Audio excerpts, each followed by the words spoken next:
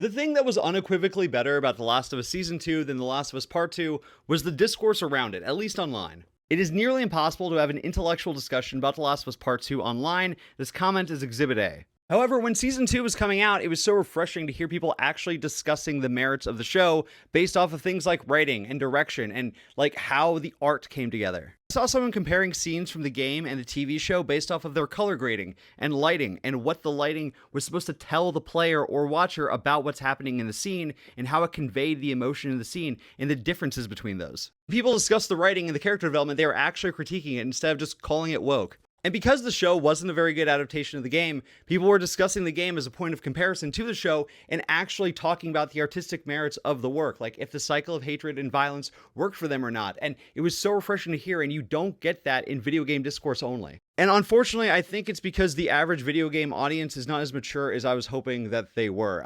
It pains me to say this, but I don't think a lot of video game players consider video games art. I think they consider it a product. And that so deeply saddens me that in 2025, we're still not in a place where video game discussion is handled in the same way other mediums are handled.